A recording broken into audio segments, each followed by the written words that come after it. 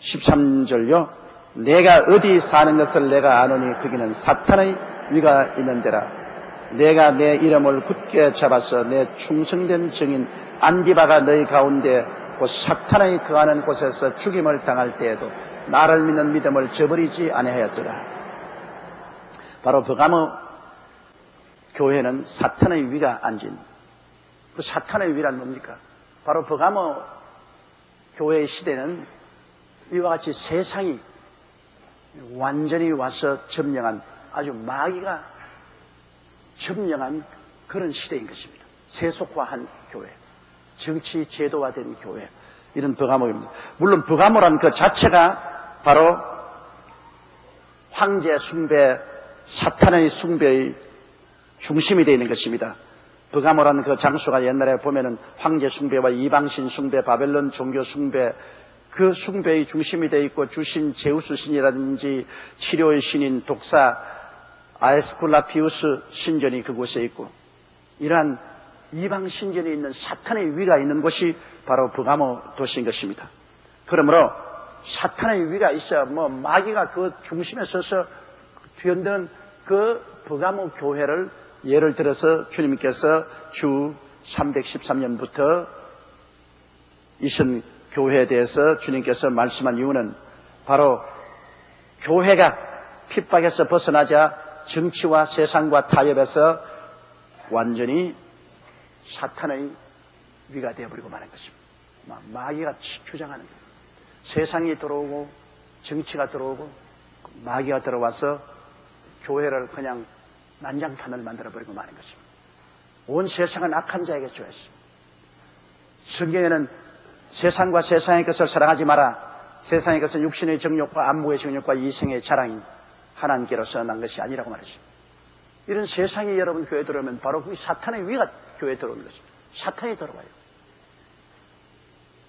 우리의 마음속에도 세상이 들어오면 사탄이 들어오는 것입니다. 우리가 세상으로 나가면 사탄의 코가 끼어서 나가는 겁니다. 세상에는 하나님이 없습니다. 세상은 정욕밖에 없어요. 육신의 정욕, 안목의 정욕, 이 세상의 자랑, 인간 욕심만 채우는 쾌락주의적인 그러한 것이 세상입니다. 세상이 우리 개인이나 교회에 들어오면 바로 사탄이 우리 교회에 들어오게 되는 것입니다. 그래서 이 버가모시에서 세상이, 사탄이 있는 위에 교회가 세워지는데, 이 시절에도 그래도 힘차게 주를 믿는 사람들이 많이 있었습니다. 이 세상과 타협하면 안 된다, 바벨론 종교와 타협하면 안 된다고 외치는 안디바 같은 순교자도 있었습니다. 이 안디바는 훌륭한 신앙인으로서 황제의 신상 앞에 절하라고 할 때 나는 오직 예수 그리스도에게만 절하고 황제의 신상 앞에 절하지 못한다고 주장하려니까 로마 관원이 그를 죽인 것입니다. 이 안디바가 만왕의 왕 만주의 주 예수 그리스도밖에 없으니 예수님 위에는 절하지 않겠다고 대항하죠. 로마 관리가 노하여서 온 세상이 너를 대항하는 것을 모르냐. 그럴 때 안디바는 그렇다면 온 세상을 대항하여 예수를 만주의 주로 시인하노라 했습니다. 그러니까 로마의 황제의 관원이 놋솥에 불을 때가 막 활활 타게 놓고 그 안디바를 그 놋솥병에 넣어서 디글디글 아주 볶아서 죽였습니다. 그래도 그 안디바는 타협하지 않았습니다. 그는 제우스 신이라든지 황제의 신에 절하지 않고 오직 예수 그리스도만 섬기겠다는 일편단심을 가지고 그 나가셨습니다. 여러분, 하나님이 버리는 죄는 두 가지 죄가 있습니다. 하나님이 주권에 저항하는 죄하고 우상 숭배하는 죄입니다. 하나님이 주권에 저항한 것은 바로 아담과 하와가 그렇게 하지 않았습니까? 선악과를 따먹고 하나님처럼 되려고 하는, 좋다 나쁘다 결정은 하나님이 하신, 사람이 하는 게 아닙니다. 이건 좋다, 이건 나쁘다 결정은, 선악은 하나님만 하는 것이지, 사람이 선악을 결정하면 주권자가 됩니다. 그럼 하나님과 대결하게 돼요. 아담과 하와가 선악과를 따먹고 하나님 주권에 저항하다 쫓겨났죠. 사울이 왜 쫓겨났습니까? 사울 왕이 하나님의 선택을 받은 기름 부은 왕이지만은 아말렉을 쳐서 멸하라고 하나님 명령했는데 그 하나님의 명령을 어겼습니다. 왜 어겼냐? 백성들이, 하나님은 죽이라고 했지만은 백성들이 살찐 송아지, 양이나 소는 살려서 가져가는 것이 좋다고 결정함으로 살려서 왔나이다. 민주주의를 했습니다. 하나님의 주권도 백성들의 뜻에 의해서는 반대할 수 있다. 하나님 주권에 대한 지향을 했습니다. 하나님은 가서 아말렉을 전멸하라, 짐승의 새끼까지 다 죽이라 했는데 백성들이 살찐 송아지나 양은 죽이지 말라고 함으로 살려왔습니다. 그것은 백성이 투표해서 마음을 합쳐서 하나님의 주권을 거부해버렸습니다. 그러니까 하나님이 사울을 버렸습니다. 여러분, 하나님의 주권을 우리가 인간의 생각으로 거부해버리면 이것은 하나님을 무시하는 것입니다. 내가 하나님보다 높아지는 것은 하나님의 주권에 대한 저항입니다. 이건 하나님 용서 안 해요. 하나님은 절대 당신의 주권을 침해받지 않습니다. 그래서 주권에 저항하면 하나님 버리시고 우상에 절하면 하나님 버리십니다. 그래서 구약에도 보면은 북이스라엘과 남유다가 버림당한 것은 결국 바알신과 아세라신이라는 우상 숭배하다가 버림받았죠. 하나님이 우상 숭배는 철저히 미워하십니다. 하나님 몸처리치게 미워하십니다. 우상 숭배는 버립니다. 그렇기 때문에 사드락과 메삭과 아벳니고 같은 사람은 느부갓네살이 세운 두라 평지의 신상에 절하지 않다가 불못에 던짐을 받지 않습니다. 우상 숭배는 절대로 아닙니다. 요사이 많은 우리 한국의 목사와 장로들이 압을 다투어서 북한에 가서 김일성 광장에 나가서 김일성 동상에 옷을 헌화하고 절을 합니다.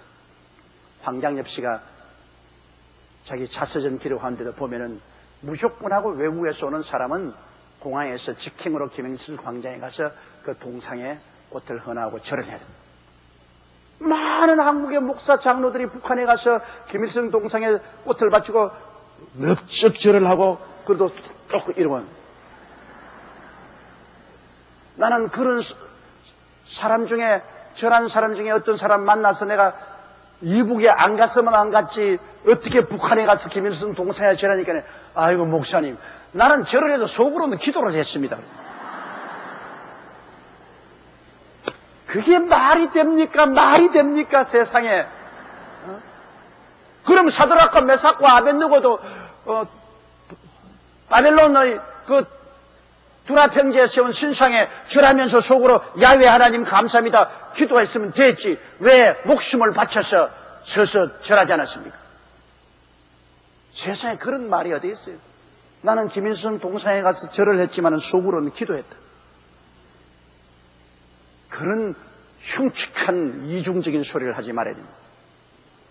벌써 우상에 절한 것은 우상에 절한 것입니다. 오늘날 많은 한국 교회 목사 장로들이 지금 하나님께 심판을 받고 있고 무시무시한 고난을 받고 있는 것은 북한에 들어가서 김일성 동상에 절했기 때문인 것입니다. 우상에 절을 했어요.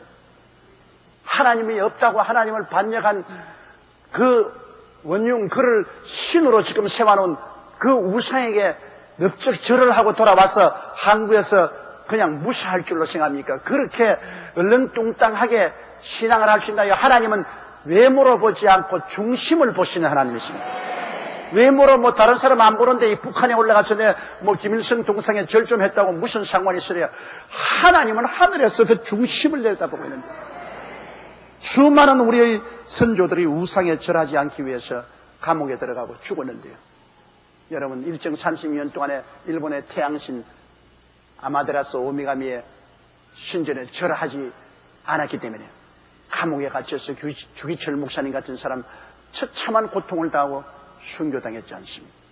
많은 목사 장로들이 감옥에 들어가서 우상에 절하지 않으려고 순교를 당했는데 요사이는 왜 그렇게 쉽게 우상에 절합니까? 한국 교회 지도자들이 너무나 쉽게 우상에 절합니다. 지금도 우리 교회가 일어나서 당군 신상에 대해서 절대 반대하는 이유는 여러분 당군 신상을 학교 교육 현장에다가 세워놓는데 그게 많은 우리 자녀들이 가서 당군을 신으로 생각하고 그에 절을 합니다. 또 존경하고. 근데 당군은 여러분 신화의 인물이지 역사적 인물이 아닙니다. 당군은 고모의 자식으로 태어났습니다. 여러분, 곰이 자식 낳는 거 봤어요? 곰이 지금도 아들을 낳으면 내가 말 안 하겠어요. 근데 곰이 아들을 낳은 것이 당군이라고 했으니 신하는 어디까지 신하로 두면 이쁘고 좋아요. 이야기거리로. 어느 나라마다 나라가 생길 때는 신하가 있어요. 그 신하는 신하로 두어야 돼요. 신하를 현실적 역사로 끌어내는 것은 큰일입니다. 그거는 무슨 목적이느냐? 신하를 현실로 끌어내가지고서 우리는 선민이다. 특별한 민족이다. 고모의 자식의 민족이다. 우리는 특별한 민족이다. 특별한 민족은 이분 중심으로 모여야 된다. 그리고 이분을 섬기는 사람, 이분을 지도하는 제사장 같은 사람이 대통령이 돼야 된다. 임금이 돼야 된다. 이렇게 독재를 하기 위한 정치적인 수단으로서 신화적인 사건을 역사적인 현실로 끌어내는 것입니다. 신화를 역사적인 현실로 끌어내는 것은 그거는 절대로 불가한 거죠. 여러분, 오늘날 시대는 글로벌라이제이션, 세계화 시대입니다. 온 세계가 한 이웃으로 사는데 우리 한국 민족만은 고모의 민족이다. 고모의 자식이다. 당군에 우리는 선민이다. 우리끼리 똘똘 뭉쳐. 우리끼리. 이건 있을 수가 없습니다. 현재가 어디에 우리끼리입니까? 현재는 여러분 경제적으로 국경이 세상에 없어지고 온 세계가 한마당으로 뭉쳐 사는데 여기에 선민의식을 가지고 우리만 제일이다. 우리만 잘났다. 우리만 선민이다. 이러한 사상은 있을 수가 없는 것입니다. 그리고 그 우상을 만들어서 교육 현장에다 세운다는 것은 불가한 일입니다. 그건 실제적으로 역사적 인물이 아님과 동시에 또는 어떠한 사람도 우상이 될 수는 없어요. 어떠한 한국의 지도자도 우상이 될 수는 없어요. 그러므로 학교에 김일성이가 아니고 당군의 신상을 세워놓고 그를 우리 민족의 조상으로서 숭배하는 것은 좋지 않습니다. 신화 속에서 우리가 아름다운 하나의 민족적인 선사시대 이야기로서의 당군 신화는 가지고 있는 것이 좋습니다. 그건 신화로서 우리가 재미있게 읽고 막 이런 일도 있었구나 하는 그러한 꿈을 가지고 있는 것은 좋지만은 그 신화를 현실 역사로 끄집어내서 가져온다면 모순이 이만저만 많지 않습니다. 그건 뭐 전부 다 우리가 이제 곰소리를 해야 돼요. 곰소리를. 고모의 자식이 곰소리를 해야 돼요. 그런 법이 어디 있어요. 어느 개인이나 민족이나 우상을 섬기면 멸망합니다. 하나님께서는 하나님의 주권에 도전하는 것이나 우상에 절하는 것은 용납하는 그 이외에 인륜의 도덕의 죄는 주님께서 얼마인지 회개하면 용서합니다. 하루에 7번씩 이런 분이라도 회개하면 용서해 줘요. 그러나 하나님의 주권에 도전하거나 하나님 이외에 다른 신을 섬기고 우상에 절하는 그러한 죄는 하나님이 용서하지 않습니다. 그게는 단호히 하나님이 심판하는 것입니다. 이러므로 우상 숭배만은 너무나 두려운 것입니다. 이 버가모 교회가 세속과 타협하고 그 다음에는 강하게 우상 숭배를 시켰습니다.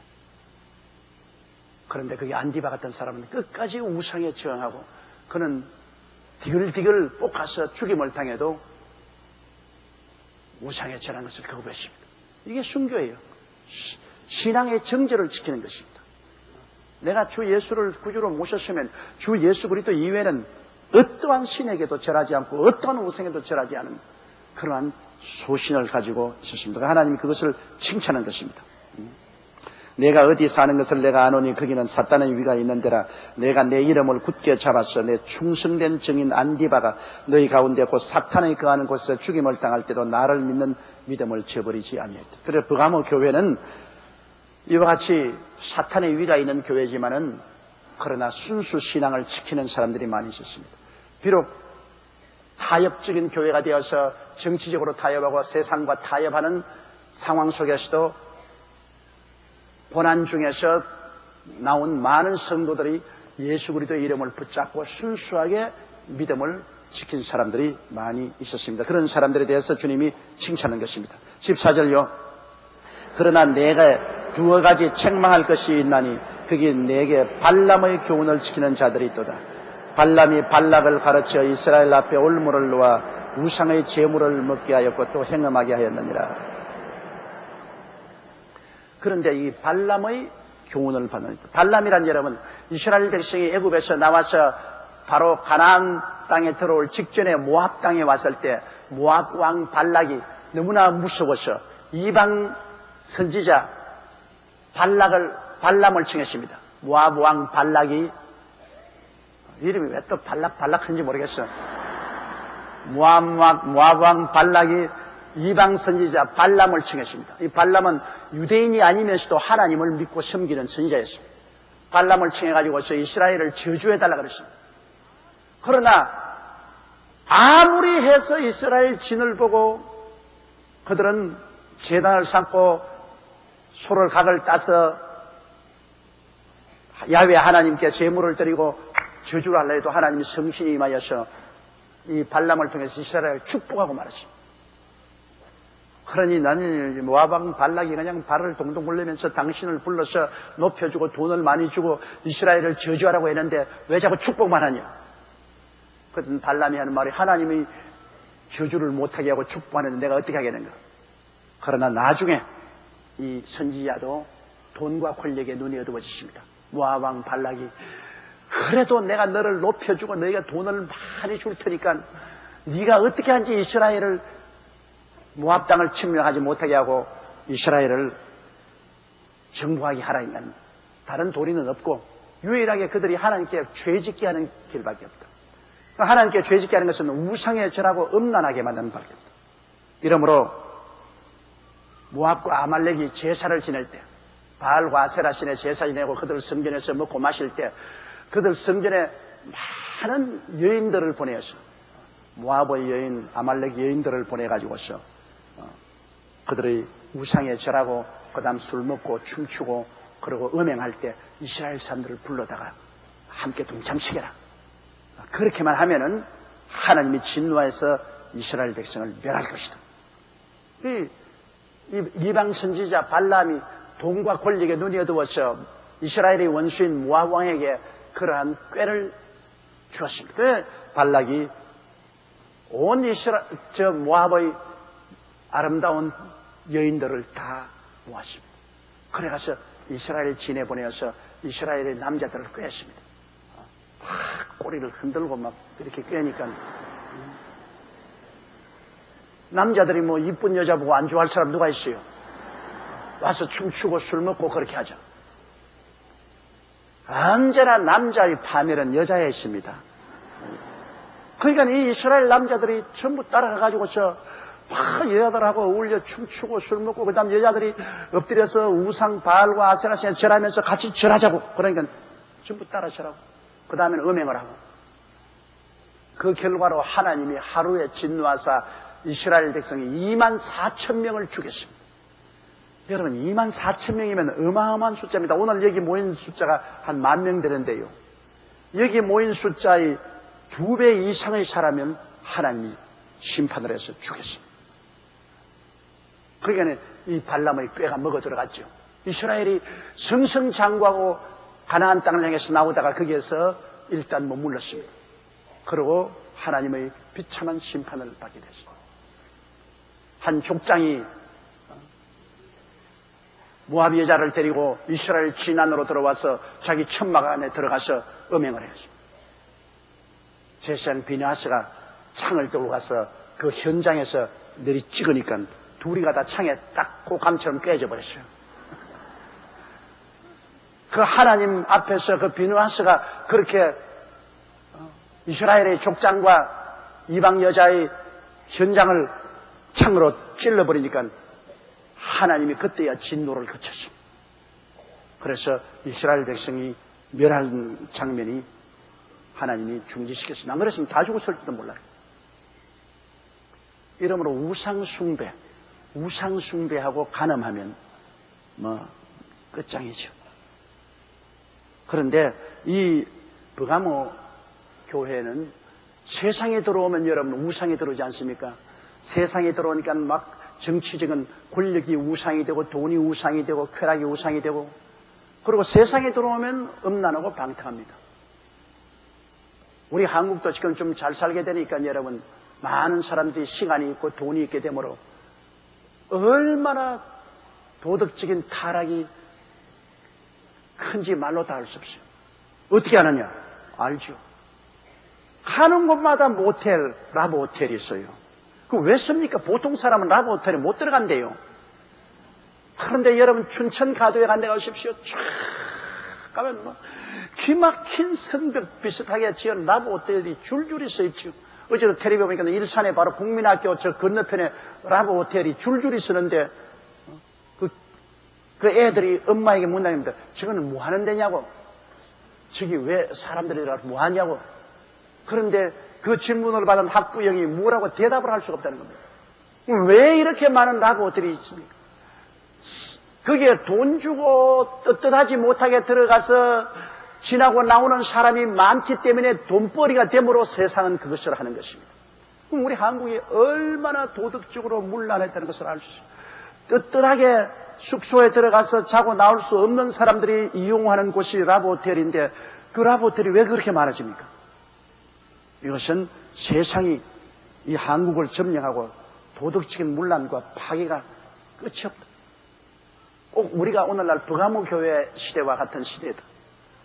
우상 숭배, 권력에 대한 우상, 돈에 대한 우상, 쾌락에 대한 우상 숭배, 거기에다가 간음을 행하는 수많은 한국 가정들이 오늘날 위기에 처해 있습니다. 음란의 영이 한국 가정을 점령하고 있습니다.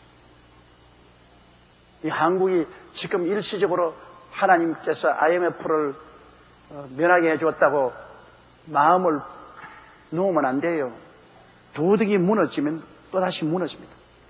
모든 기초가 도덕에 있습니다. 윤리와 도덕이 무너지면 사회도 국가도 무너지고 경제도 무너지는 것입니다.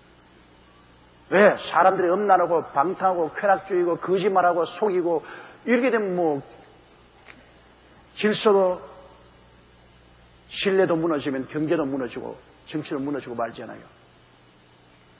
먼저 우리 교회가 회개하고 우상숭배를 저버리고 부정부패를 저버리고 음란 방탕을 버리고 교회가 먼저 회개하고 바로 서야 되고 우리 온 한국 사회가 정말로 회개하는 운동이 일어나야 돼요. 윤리와 도덕이 바로 서지 않으면 한국 사회는 또다시 무너집니다. 이 발람의